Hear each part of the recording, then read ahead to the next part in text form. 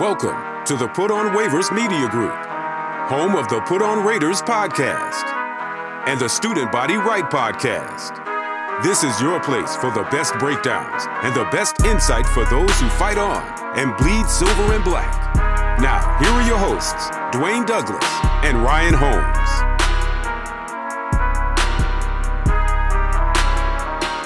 And welcome everybody to the glorious episode of the Put on Raiders podcast. I'm your host, Dwayne Douglas, along with Ryan Holmes, and we are podcasting off the beautiful shores of the Pacific Ocean, beautiful day out here in Southern California.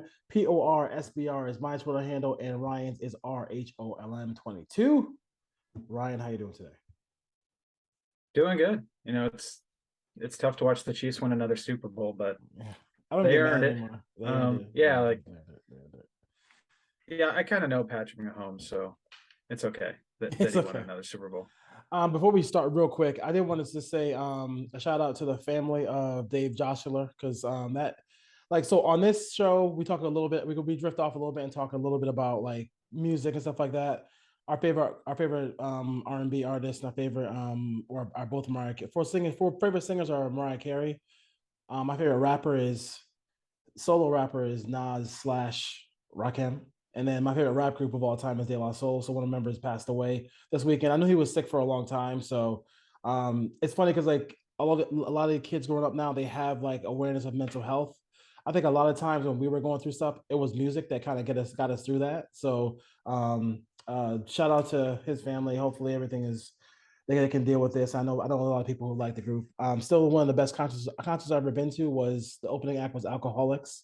De La Soul was the second act, and Tribe Called Quest was the third act. So it was pretty. I still remember that night till this day.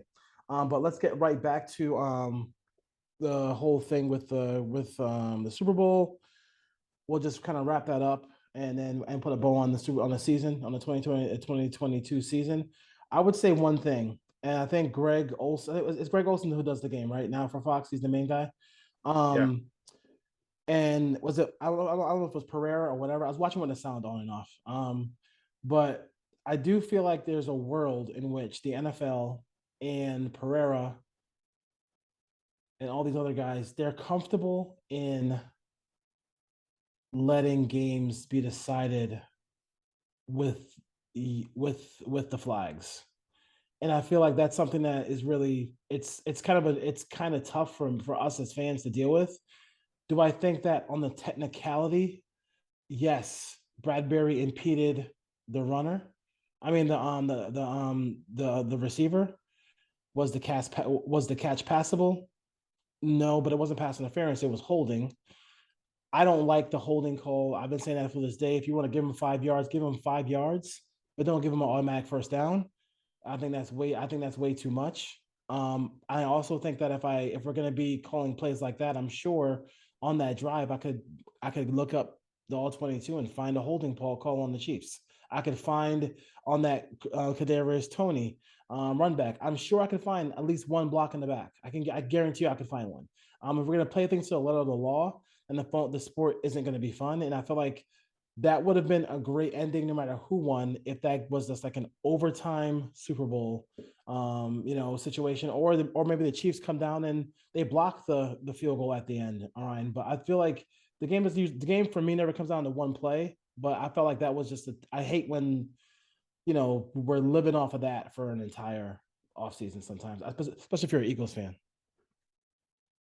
I think the biggest thing too is as Raiders fans, we haven't got to experience this, but they basically put the flags away in the playoffs. They don't call offensive holding anymore. They let the offensive linemen do whatever they want. There was false starts all over the place in that game yesterday. I don't care what they're saying. The kick, foot, start, whatever is not a false start. It's a false start. Oh, he has a center's mentality, so it's not a false start. Whatever the hell that means.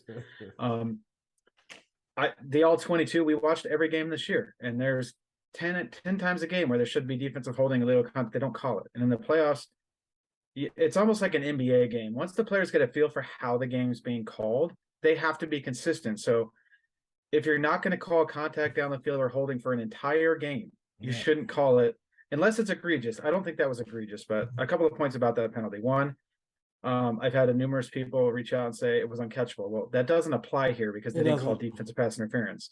I've had people say, well, you can't call holding within 5 yards. That true is wrong as well. I looked it up this morning. There's a 5 yards for illegal contact. If you make contact with the receiver, if you jam him at the line, you're allowed to maintain contact for 5 yards. But you have to maintain contact the entire 5 yards. You can't take your hands off of him and then put them back on. And holding can be called within 5 yards if you impede, or if the receiver gets to the side of you. If you're side to side, then they can call it. So by the letter of the law, it was defensive holding. But like you said, if I really got bored and wanted to watch the all 22, I could probably bring up 10 examples in that game that weren't called that were worse than that. And to call it on 3rd and 8 or 3rd and 9, whatever the situation was, with basically a minute 48 left, like, I don't agree with that. But I have a hard time watching the playoffs, because if you're gonna rule, and this is just a ref's complaint together, if you're gonna call the NFL games the way they called them for 17 weeks, then call it that way in the playoffs. That's only fair to all the other teams that didn't make the playoffs, based on some bad calls that happened throughout every game. If you're going to call it the way you called in the playoffs, call it that way for 17 weeks, and just so everybody knows, there can't be this huge fluctuation in how they call penalties from crew to crew, from game to game, from Super Bowl to wild card game. Like, it should be called the same from week 1 to the Super Bowl. There should be no, we're just going to decide when and where we want to throw flags, because that makes the league look bad. Yeah, I mean, and then it makes it look like this whole like movement of scripted. Like, yeah. I mean, I think they don't mind. I think the thing about it is the league doesn't really mind it. They think it's, I mean, as long as they're being talked about, they think it's good.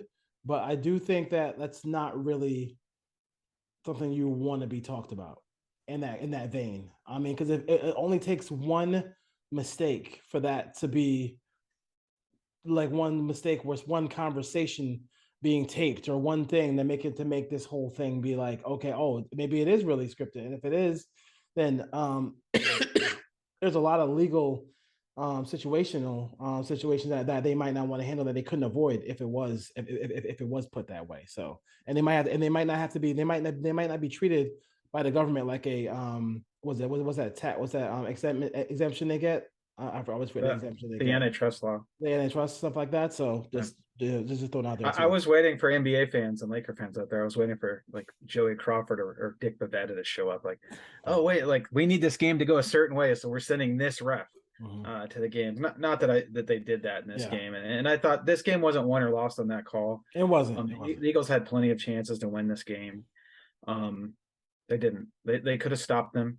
That's always an option. It's always in the second half. But at the end of the day, Patrick Mahomes showed you he's the best quarterback in the league. Andy Reid's probably top 3, if not the best coach in the league. And Patrick Mahomes is unbelievable. I know it's hard to say that on this Raiders channel, but like, he's going to go down. Him and Tom Brady, he's going to challenge him for the GOAT when all's said and done. And I think it'll be a situation like LeBron challenges Jordan. Like, I don't know if he's going to get to that many championships. Maybe he will. Like, I don't know. It could happen. It could happen. But you know, it's championships be damned. Like, just watch the games. I mean, the guy is just phenomenal. And then I feel like, you know, him, obviously the toughness, he definitely was feeling a lot of pain on that in that leg after that tackle. So I mean, I gotta give him a lot of credit for coming back in that game. I didn't realize that I don't know if you caught that. I didn't realize that the Chiefs have that policy that if they're losing at halftime, they don't talk to the reporter at the halftime. Aaron Andrews kind of let that one out. Yeah. I didn't know that. Yeah, they know that they put it. So she said specifically that I would have talked to Andy Reid, but as Chiefs policy, he doesn't talk to the media at halftime of a game that he's losing.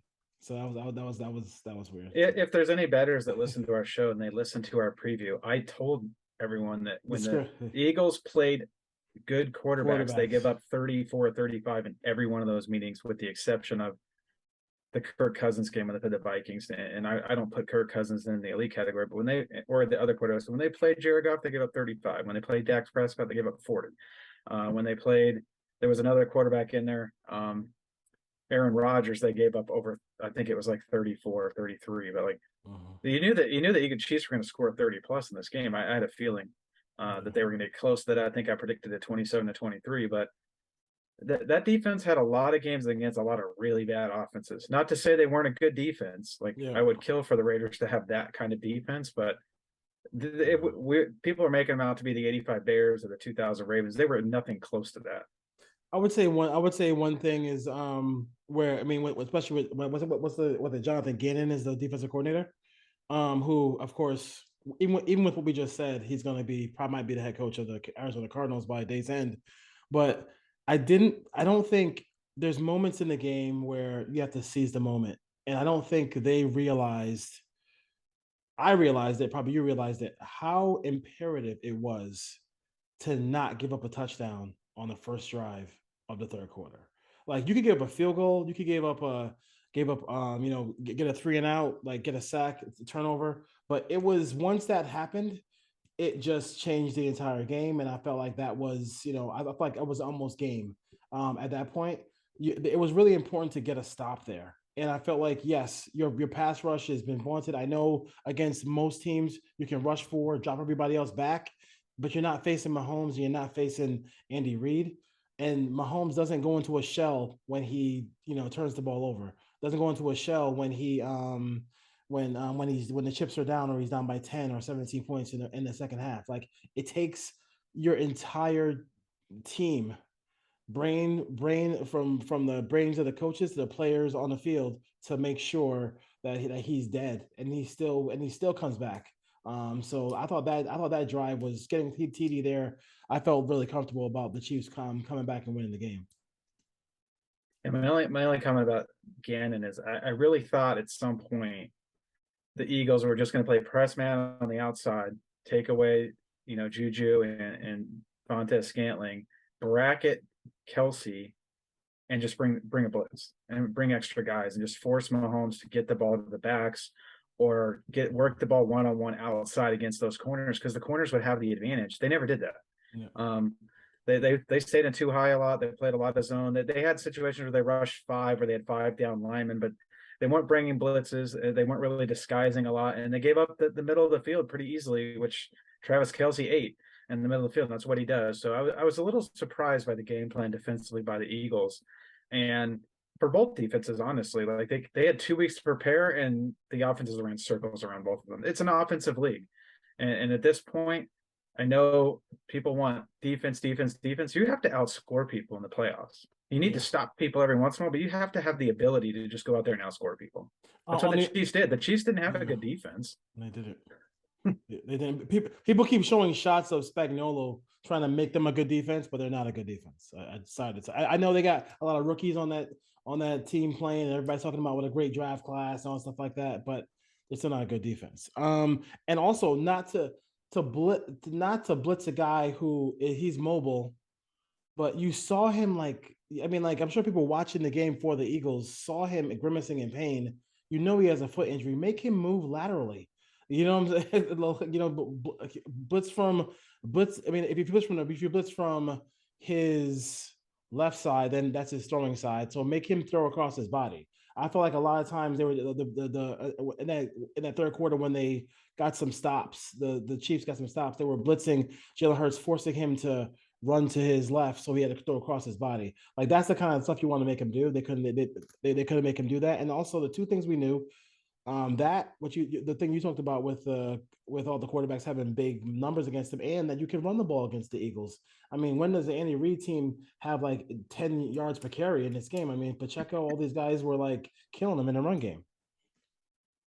Yeah, I mean, the Eagles just didn't adjust, and they wanted to play the style of defense they played all year, and they were very good at playing it. But I didn't see enough wrinkles in this game that were Chiefs specific. They didn't really build a game plan defensively to stop what Kansas City wants to do. And then once they got in the red zone and they figured out they were passing off on those short motions, and the safeties were going to the middle of the field, and they were dropping the safety to try to get like the jet sweep and bring him to the other side of the formation. And then they just ran those quick pivot routes out in the flat. There were 2 wide open touchdowns. Like, got to tip your hat to Andy Reid. No. He knew that they were doing that based on film, and they kept doing it, and the Eagles never adjusted.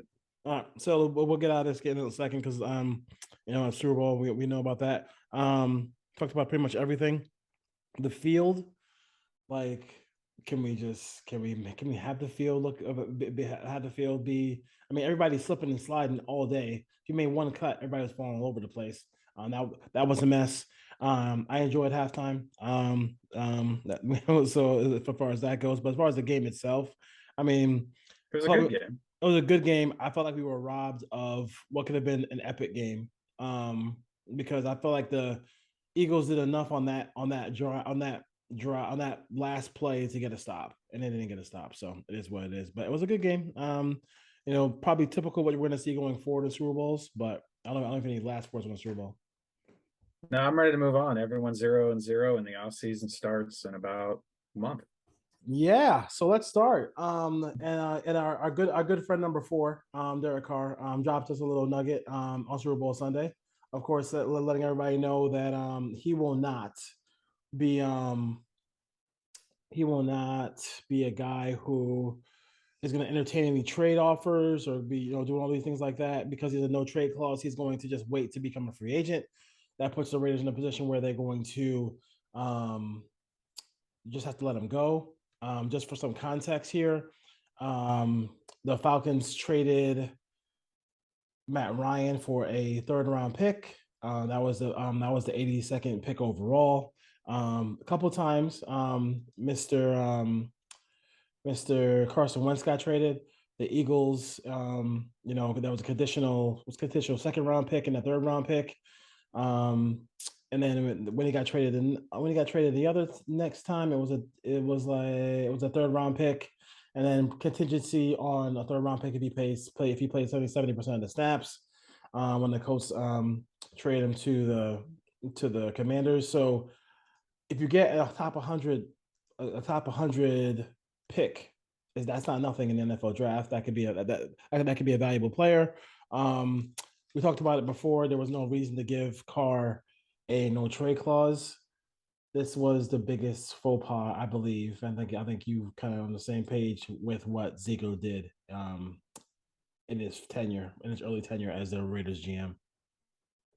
Yeah, I've had a lot of people and just trying to discuss this on the social media outlets say this was the Raiders bungled this because they sat Derek Carr for the games. That had nothing to do with this. This is 100% the contract they gave him. No one wanted to take on that $40 million in guaranteed money and give up draft compensation. But at the end of the day, the no trades clause made it almost impossible to trade him because Derek wasn't going to agree to a trade. Yep. And no one was going to give him $40 million to guarantee that. And that's what the Saints wanted him to take a pay cut. And they agreed to the trade compensation, or they had an agreement, but the Saints asked Derek Carr to take a pay cut. And the issue with the contract is the team has to have the cap space to acquire said contract before they could restructure it. So whoever was going to trade for him would have to have immediately like $35 million in cap space, and then they could do it. And there's not a lot of teams that can do that.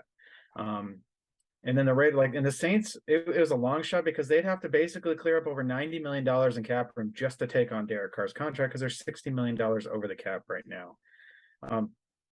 I'm not mad at Derek Carr for saying no. His agent negotiated and ran circles around Dave Ziegler in this contract and said, I want an early out and I want a no trade clause. And Dave Ziegler said, sure. And at the time they signed the contract, I'm sure that they thought Derek Carr was going to be around and it wouldn't be a big deal, that he'd play well with Devontae and the weapons around him, and he would play well within the system. And it didn't happen. The problem here for me with Dave Ziegler is he based this contract and gave all the protections to Derek Carr. Now the team can't get out of the contract. So those other quarterbacks got traded, but none of them had no trade clauses. They couldn't do anything about it. So that's the difference here. This is not about the player and the ability. It's about the contract that this player was given. They didn't have to give Derek Carr the contract. I'm sure they felt like they should when they were handing out contracts to Waller and Renfro and getting Adams and giving him a new deal and Crosby. They wanted it to work out with Derek Carr. It didn't work. So as much as we want to be upset that they're not getting anything in return, the downside is, let's say you got a 3rd-round pick, but you have to eat $40 million in dead money. It's not worth it. I'd rather just have the $40 million in cap space, which is what ultimately Dave Ziegler decided. Yeah. And for the fans that are sitting around and tweeting, they should call his bluff, pick up the contract, and then try to trade him. You can't do that because if you do not trade him, and he has a no trade clause, he can just say no. Yeah. You can't release him because that cap number, I know what it says online, but that's before the contract is guaranteed. On the 15th, that number is not $1.5 million post June 1. That number is $40 million. So if they just let him, if Ziegler said, okay, I know we got Devontae, we paid Devontae, I know we paid all the skill position players, but for you, we're going to let you play out the deal. And if he balls out, they could franchise him, negotiate a new deal during that time frame, stuff like that. So would that let the Raiders in a better situation if they just let him play out that contract? They absolutely would be in a better situation because they could have franchised him, which they weren't going to do unless he played well. And if he played well and franchised him, it would be $32 million. So it'd be less than the contract he had. Or if they let him walk in free agency, they would get a third round compensatory pick, which now they don't get because they're going to release him. But at the end of the day, all parties wanted this to work out. It just didn't work out. And the Raiders have an out. They're exercising it. Derek Carr has the ability to say, nope, I'm not taking a trade. And he's probably leaving money on the table. He's not getting 3 years, $121 million from anybody. Nope. And if he does get a contract, I want to see the structure of it because he's not getting that over 3 years. There's going to be an out. Whoever signs Derek Carr as a free agent, there will be an out within the first or second year of the contract. It'll be a bunch of backloaded money that's not real. The base salary in year one is going to be low. There's going to be a signing bonus that can be prorated. So there's going to be some cap hit involved, but he's not going to be carrying a $40 million, $35 or $40 million cap hit in year one with whoever he signs with. And that team will have protections to get out of the contract. So he's basically going to be in another prove it year deal. It's not going to be a 1 year deal. But the team that he signs with will have an out in the contract fairly quickly if he doesn't play well. So, which leads us to the Raiders. What do they do now as far as quarterback goes? Now there are some options at quarterback in free agency. There's an option to trade for a quarterback, and then there's a option where you can just build up the roster through the draft, build up the roster through free agency, and then go out there and trade up and to get one of the top 3 quarterbacks in this cycle here in the draft. What would be, I'll let you go first. What would be your way of doing this? Like if you were in that seat, what would you do if you're Ziegler now, knowing that next day or two, you're going to be trading. You're going to let go of Derek Carr, and now you're going to move on to get a new quarterback. Yeah, I first want to say that when the Raiders decided to move on from Derek Carr after the Steelers game, they probably knew internally there was probably an 80 to 90% chance they were going to have to release him because everyone knew what was in the contract. So this isn't new to them. This didn't just happen on yesterday and the Raiders front office is running around like, oh my God, we have to release him now. They knew this was the likely outcome. They also knew that Tom Brady might retire, and that probably wasn't going to come to fruition. They know Aaron Rodgers' situation, so they have a plan. And I know Raider fans want to panic, like they don't have a plan, they don't know what they're doing. We didn't get Tom Brady, like, oh my God, we have to release Derek Carr. Let this thing play out. Let's see what the vision of the front office is before we make any comments here. And if we get past the draft, then we can start really analyzing what they did and what their plan was. If I was in charge, I would go the rookie quarterback route. That's just what I would do. I would load up the rest of the roster. I would go out and get, I would probably re-sign Jarrett Stidham. And then I would, in my opinion, I think that CJ Stroud would be the best fit within the system. I'd love to have Bryce Young if somehow he's available and he's the one that falls because of how small he is. I would do whatever I could. If Bryce Young falls to 5 to get up to 5 to get him, I would have the 5th pick circled. One of these quarterbacks is going to fall to 5, whether that's Stroud, Young, or Levis. And then I would probably go up to 5 to get Stroud or Young. I don't know if I would do it to go get Levis yet. I probably would not do it to go get Richardson. And I haven't done a deep dive in Richardson yet, but of the film that I have watched, I just don't think that he's worth the 5th or 7th pick in the draft. But the Raiders have to figure out the quarterback. And I know people want to, let's just wait till next year. Let's get Drake May or Caleb Williams. You can't think that way. The Raiders have to get a quarterback this year, this draft. This is the same thing the Falcons did when they passed on Justin Fields that we talked about. When you're in this position, and if one of these guys falls to 7, you have to take them because you're not guaranteed of having the opportunity to do this again. And we'll see what happens. So in my opinion, I would probably go Jarrett Stidham, CJ Stroud in a perfect world. I could absolutely live with Jarrett Stidham, Bryce Young. That would probably be what I would prefer. I just don't think Bryce Young's getting to 5 or 7. If I had to rank the quarterbacks, I would rank them Young, Stroud, Levis, Richardson in that order, and I'd probably take them in that order. So we'll see what happens, but that's what I would do. I wouldn't go the Jimmy G route just because I think it's going to be, somewhere around similar money to what you were going to give Derek Carr, $25 to $30 million, somewhere in that range. I don't think he's worth that. I would rather roll with Stidham. I'm not going the Jacoby Brissett, the Baker Mayfield. I don't think any of those guys are a significant enough upgrade over what you can get from Jarrett Stidham, especially if you pair him with a rookie. And if somehow Aaron Rodgers decides, hey, I want to play for the Raiders, then as long as I'm not giving up the 7th pick in the draft, I would go acquire Aaron Rodgers if he's available. Yeah. So I mean, we are definitely definitely in agreement as far as this one goes. I want any one of the top 3 guys at this point. You have to like, if you go back and look, right? We're not even that far away, that far removed from when Jalen Hurts took his Eagles into Allegiant Stadium. They got their ass kicked by the Raiders, right? And I have my family. I have family who lives in Philadelphia. They were ready to run everybody out of town. They were ready to, and Sirianni needs to go. He needs to go. Wasn't he planting flowers or watering his garden or something in a press conference? Exactly. Hey, good for him. They did water it and they got the Super Bowl. They got the Super Bowl. So think about, like, but it is possible. And I know this is crazy to say this, but if you build the roster the way they did and just, kind of just be, stick to your guns, we have seen rookie quarterbacks make the playoffs. Like, he made the playoffs in his first year, and then in the following year, he made the Super Bowl. Mac Jones, built up roster, rookie quarterback, made the playoffs as a rookie. Like, I think basically they're playing for their jobs. So they're GMing and coaching for their jobs. So if they want to keep their jobs, I think the best way to do it is to build the roster as much as humanly possible. Get Max Crosby some help.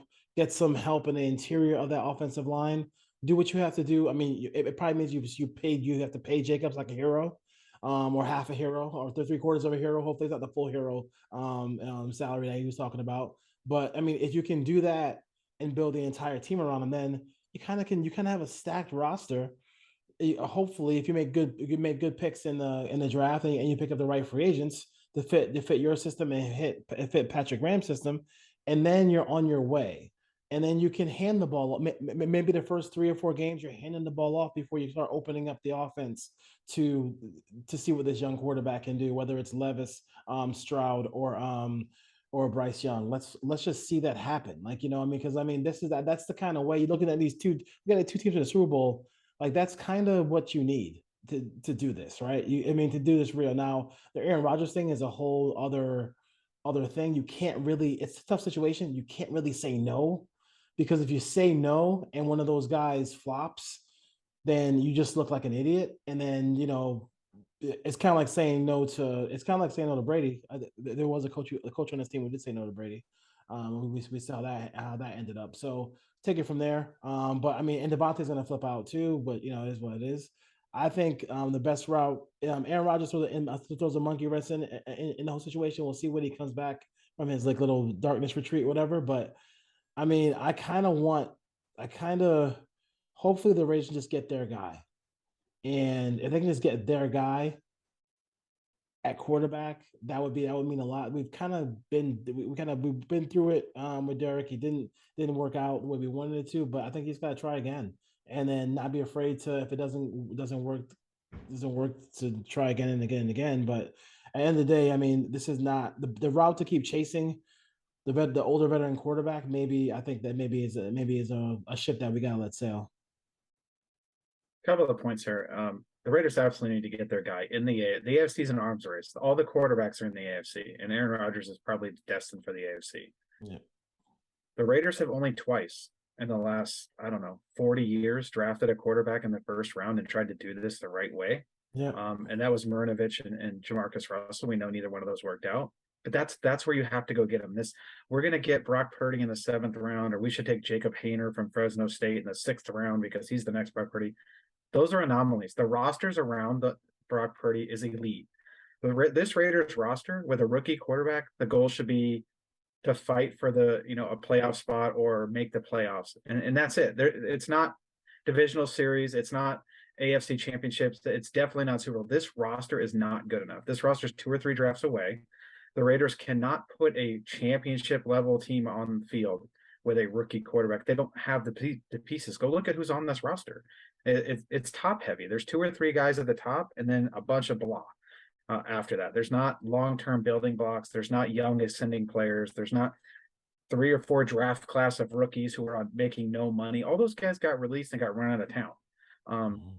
If you go get Aaron Rodgers, and then because the cap hit's going to be, somewhere around $15 million, you can go get pieces to try to put together a team that can compete and try to get deep into the playoffs. That's your best chance if you want to try to win a Super Bowl next year. Yeah. This is really going to come down to Mark Davis at the end of the day, because the Caps admit this is about cash. If Mark Davis wants to go out there and sign a ton of free agents and give them all league minimum or $1 million year one and push bonuses out into the future and do it like a lot of the other upper teams do in the NFL, he can do that. But it's on him. He's going to have to write a lot of checks to build a championship level roster this offseason. And they're going to have to hit on, 4/5 of these free agents they go out and sign. You can't go sign 10 free agents and have one of them turn out to be any good. They're going to have to hit on 7 or 8 of them. Yeah. Which to me is why I think you still have the Chiefs, the defending champion in your division. You have the Chargers who made the playoffs this year. So the best thing to do long term, we haven't even mentioned the Bills or the Bengals or these other teams. The Raiders need to go out and get a rookie quarterback and build this up. Devontae Adams, and I heard this on ESPN probably 2 weeks ago. Dan Orlovsky said Devontae Adams told him the last week when the Raiders played and ESPN did the game that he wants to play for 10 more years and he wants a young guy to grow with. That's what was reported on ESPN that I saw a couple weeks ago. And Devontae, I don't think he's going to be upset if they end up going the rookie route based on those reports. No, I mean, he's getting paid $140 million. I don't think he cares. No, he doesn't care. He wants to win, but he wants to be a Raider too. Yeah. So, I mean, with that, and I think for him, his style, even if he slows down speed wise, he could have a impact like a Larry Fitzgerald on this team for years to come. I mean, he's that kind of route runner, that kind of, and like his game is not predicated on like speed burst. So it's more on, deception and his ability to break coverage. So and he knows how to do that very well. So but I would throw in one other piece of information. I had someone ask me this yesterday about restructuring contracts and can the Raiders open up more room? There's really only 2 contracts on the books right now where they can actually go get more cap space. They could do it with Max Crosby if they wanted to clear, another $10 million, but they'd have to give Max a signing bonus. But basically what you have to do is you have to take the base salary of the player, turn it into a signing bonus, which is, let's use Colton Miller for an example. He has a $14.2 million base salary. The Raiders could take all of that, put him down to the league minimum, so his paychecks during the season are league minimum, but they have to give him roughly, I don't know what league minimum is, let's just say $1 million for this argument. They'd have to give him a $13.2 million check today. And then they can open up, $8 million in cap room. But Mark Davis, if he wants to start getting real cap room, there's only 2 guys on the roster right now. Once Derek Carr gets released, they make $10 million in cash next year, base salary, and it's Darren Waller and Colt Miller. If they want to extend both of those guys and push the money out without using voidable years, which is something they can do on the back end of these contracts, they can clear up about $16 million or $16 million on the cap. But Mark Davis is going to have to write about $23 million worth of checks to 2 players to do that. Will Mark Davis do that? That's my question. Yeah, I mean, if you get Aaron Rodgers, you have to do it. Yeah, you have to. If you want to build this team and if you go get Aaron Rodgers, you have to just start writing checks so you can go sign free agents. Yeah, I mean, and that's what they have to do. So we'll see what the Raiders do. We'll see what the Raiders do in that situation. I mean, I'm not, like I said, I'm not thrilled about that whole Carr situation because I just feel like, like you said, like I feel like I almost felt like, if Carr's agent was the GM, I mean, the Raiders would have got a better deal out of it. They reversed roles. The Raiders would have got a better deal because. I want draft picks all day and all night. I mean, you need to get that. I mean, I know we call it cheap labor, but like, I mean, I know how much money they're getting paid, but when you look at how much money they're getting paid in retrospect to quarterbacks or your big time players on your team, like Max Crosby, Devontae Adams, you really need to have guys like that on your roster, and the Raiders don't have any of those guys. So it's tough to watch as far as that goes. Yeah, I just. And we've talked about it repeatedly, and like I don't want to keep bringing it up, but this roster, like it's not like losing all of those draft picks. Just look at the Gruden era. Like a lot of those guys should still be on. They're all gone. They haven't got much production out of those early first, second, third round picks.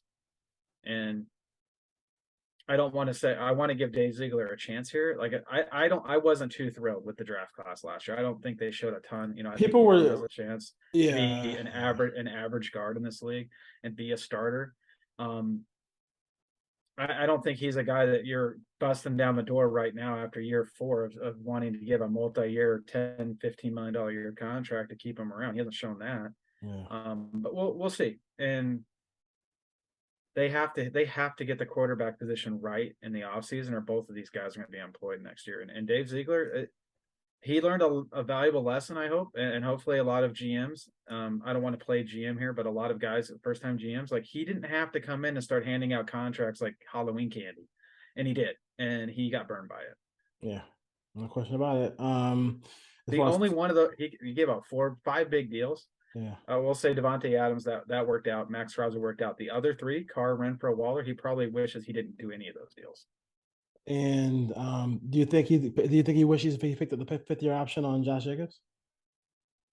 Probably does. And I think too, like if you look at it, like the running back position, all these teams that win Super Bowls, they don't pay their running backs. Like none of the teams that have won Super Bowls recently have paid these guys a ton of money. So this front office, I think they franchise tag Josh Jacobs. I don't think they give him a long-term deal. I don't think they push him 3-4 years out. I think they want to go young there. They want to go running back by committee and use that money on other parts of the roster.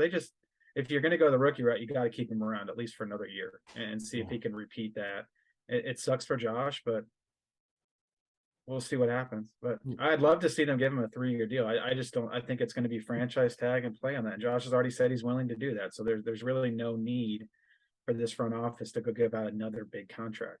Yeah, and then you look at the Super Bowl. Who are these running backs who played in the Super Bowl this year? I mean, so they're not. Pacheco was a 7th round pick last year. Exactly.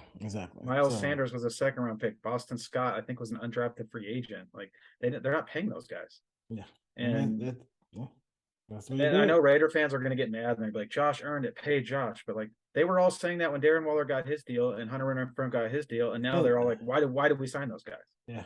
You can't go back and forth. Once you give them the contract, it's the contract. Yeah, and they hate Waller now, so and they want Waller out of here as much as humanly possible as far as that goes.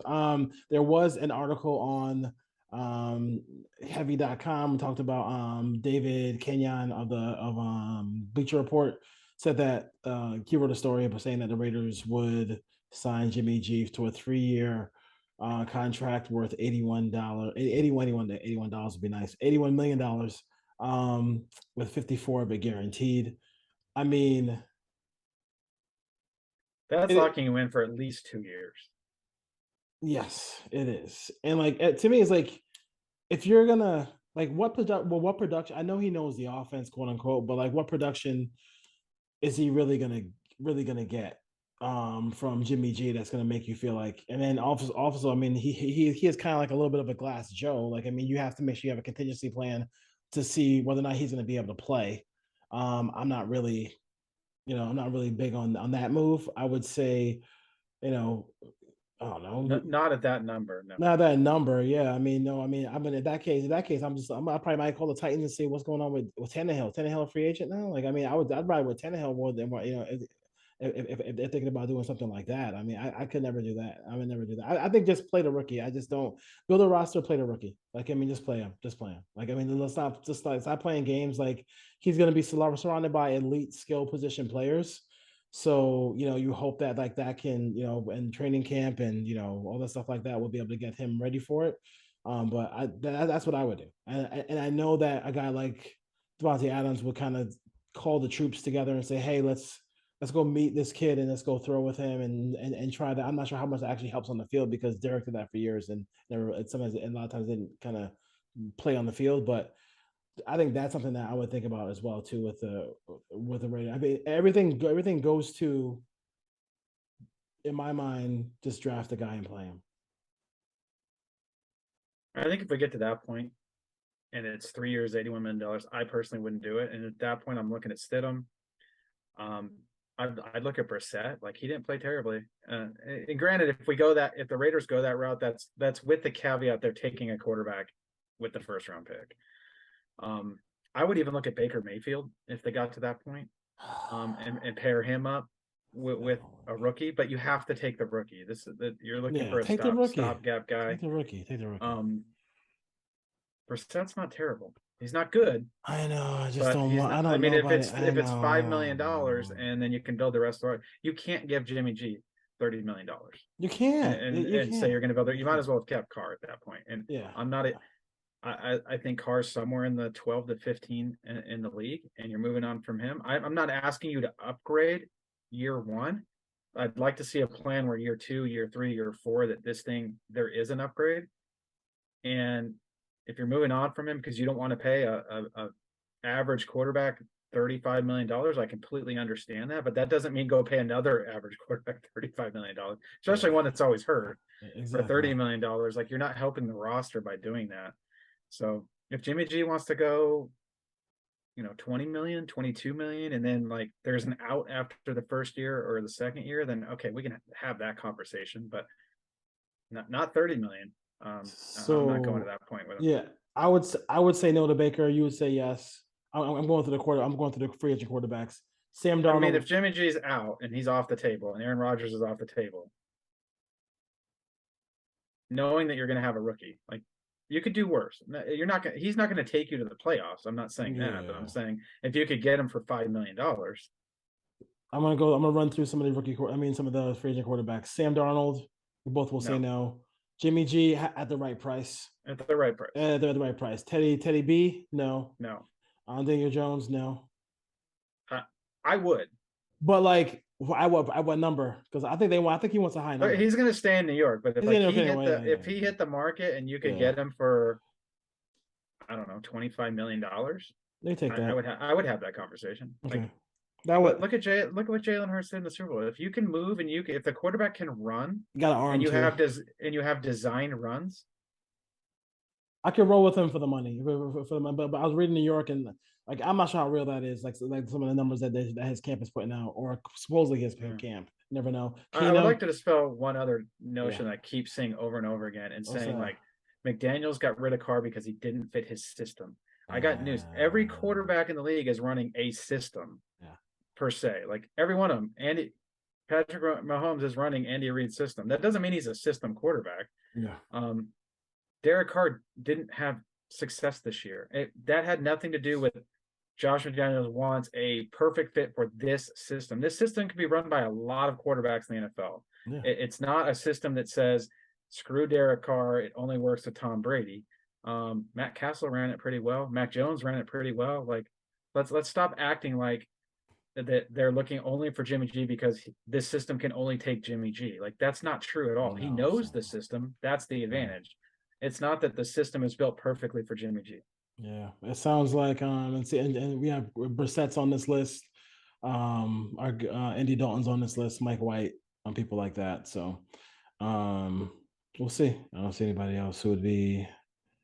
Gardner Minshew is on this list. Like, would you bring in Gardner Minshew? I know a lot of some Raider fans like Gardner Minshew. Am I taking a quarterback at 7? Yes, you're taking a quarterback at 7. If I sign any of those guys, I'm taking a quarterback at 7. There's nobody on this list. Any of them. There's nobody on this list who prevents you. There's not one guy. Aaron Rodgers would be the only one. I mean, even if I got Aaron Rodgers, I would even if I get Aaron Rodgers and not get number 7, I would even consider and not give number 7 to Green Bay. I'd even consider saying, "Hey, Chess, should we take a quarterback right here?" Like, you know what I'm saying? I wouldn't, because to keep 7, you're probably giving up a second round or a third round and Darren Waller and a pick in 2024. Like, you're not getting him for a 5th round pick. Like, you're giving up basically the rest of your picks after the first round for a round or 2. Yeah. So then you have to take whoever helps your team at that pick. But Aaron Rodgers would be the only one that would prevent me from taking a quarterback with that first pick. And I would even trade up if I took one of those guys. You have to get it right. Like, if you have to give up a 3rd round pick to move up to 5, do it if that's the guy that you have confidence in. And I love reading about these guys that are like, oh no, like, find the quarterback you want, like, trade down once and then do a triple trade here and then trade back up and do this. That doesn't happen in the NFL. Like, if you identify a quarterback that the Raiders think is the best option for them and he's available at 7, you take him at 7. You don't mess around. and trade down and then try to trade back up, because at that point there's probably 4 guys. The other 3 have already probably been drafted. If they decide Anthony Richardson is their guy and he's projected to go in the mid-teens, you don't mess around, because one team jumps you and takes him, and then you're stuck with nothing other than the options that we just talked about. So the Raiders have to do everything they can to get a quarterback in this draft. It's the right way to go. Build this thing properly, take advantage of the rookie contract, build up their roster. Yeah. And 2 years from now, maybe you have a quarterback that has a lot of success like Jalen Hurts did, and you can have a deep playoff run. But to expect that year one with a rookie quarterback is I don't think that's even realistic. You can expect to push for a playoff spot because of maybe because you have Devontae Adams and Max Crosby, and you're going to have Josh Jacobs back most likely. But you're looking for 2 or 3 years down the line from now, and that's not a bad thing, because the Raiders haven't taken that view in a long, long time, and that's one of the reasons why they're kind of in this spot. I look at Jimmy Garoppolo as kind of like when they signed Kerry Collins. Back at the end of the Rich Gannon days, like nice veteran starter you can plug in. You're not going anywhere with those quarterbacks, though. Yeah, and they didn't, and they Kerry Collins is a great comp, because then look at the situation too where he went to a Super Bowl. So you have that flashing in your head saying, oh, if he went to the Super Bowl with the Giants, we could build a team and go to the Super Bowl with him. And same thing with Jimmy G. Oh, Jimmy G went to the Super Bowl with San Francisco. We can it flashes in your brain and say, oh, we could do that too as well. The best thing to do is to do what's right, and what's right is probably just I'm ready for that. I'm kind of more. I'm excited for that. I'd be more excited for that, and a good draft class that when we have a chance to kind of review it and talk about it, we can really say, damn, okay, I see this linebacker fitting in this way. I see this, see this safety or corner fitting in this offense that way, and kind of see a more of a long vision. Like, I want to build this team up so we can get Patrick Graham can get a head coaching job somewhere, so we get the compensation like the Niners do every single year. Things like that. So we'll see if it goes in that direction. I would add one other thing on that, like Dave Ziegler and Josh McDaniels. I can almost guarantee you are not sitting in Raiders headquarters going, if we don't make the playoffs next year, we're losing our jobs, so we're going all in on this veteran quarterback because that's all we can do. They're sitting there saying, you know what? We have a scouting department, we have an evaluation process, and we have coaches. And we think that we can get the best out of these 2 rookie quarterbacks, and we're willing to roll with them. They're not saying, well, we can't take a rookie because we won't have jobs next year. They're not thinking about that. No one in the NFL thinks like that. They think, we're good coaches. We can bring in this guy. We can coach him up. We trust our scouts. We trust our evaluation process. And this is the best thing for our roster and our football team. They're looking at it holistically. They're not just looking at it saying, if we don't get Jimmy G or we don't get Aaron Rodgers, we're going to be fired. So let's just mortgage the future and go get one of those 2 guys. That is not how they're looking at this. No, because fans look at it that way, but the front office isn't. No, and I think also too, like he's a less than a year removed from having a built-up roster with a rookie quarterback who made the playoffs. Like, I'm not saying that Mac Jones is, not Tom Brady. He's not Aaron Rodgers. He's not, a great quarterback. Like that did just happen. So, if you do it the correct way, and you coach well and you do what you're supposed to do, then obviously those things can come to fruition for you. So, it makes sense. It makes sense. I just think it just makes. These guys have been throwing they do the 7-on-7. They play college football. They throw the football all over the place all the time in college football. Like they play against really good competition. We'll see. But they should be ready to go. I'm not saying ready to go. This shouldn't be like an overwhelming thing for them. There are gonna be moments where he might have the rookie quarterback's gonna have like a 3-4 turnover game, but we've seen that from an 8-year vet too. So and I'm not throwing shots. I'm just being real. So we've seen that as well. So let's just see what this new thing for the Raiders is. One last thing before we go. Is there any reason to just the 15th is coming? We know what's are we going to send that ticket in with 1 minute to go? Why not just do it today? I would expect them to do it tomorrow. Okay. Super Bowl hangover thing, everything.